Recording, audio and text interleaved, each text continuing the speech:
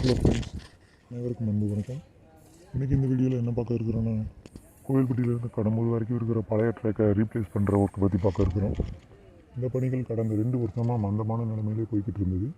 இப்போ இந்த பகுதிக்கு முக்கியத்துவம் கிடச்சிருக்கு. காரணம் என்னென்னா, திருமங்கலத்திலேருந்து கோவில்பட்டி வரைக்கும் டபுள் செக்ஷன் கம்ப்ளீட் ஆகிடுச்சு. இப்போ இந்த இடைப்பட்ட பகுதி மட்டும்தான் பெண்டிங்கில் இருக்குது. Kadambur to Kovilpatti 22 kilometre. Tirunelveli to Kadambur to Tirunelveli double செக்ஷனாக முடிஞ்சிருச்சு. அதனால் இந்த இடைப்பட்ட பகுதி ரொம்ப விரைந்து முடிக்கிறதுக்கான பணிகளை மேற்கொண்டிருக்காங்க. முன்பை விட இப்போது நல்ல வேகமான பணிகளே நடைபெறுது. இந்த வீடியோவில் நீங்கள் பார்க்கலாம். எல்லா இடங்கள்லையும் மண் நெருக்கிற வேலையை செஞ்சுக்கிட்டு இருக்காங்க. இந்த பழைய ட்ராக்கும் ப்ராட் கேஜி வித் எலக்ட்ரிஃபைடு தான். ஆனால் வெறும் 70 கிலோமீட்டர் வேகத்தில் போகிறதுக்கு தான் இது ஏற்றதாக இருந்தது.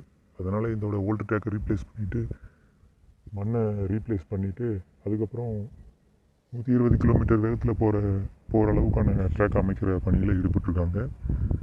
இது ரொம்ப விரைந்து முடியும்னு எதிர்பார்க்கலாம். முன்பை விட இப்போ நல்லாவே வேகமாக வேலை நடக்குது.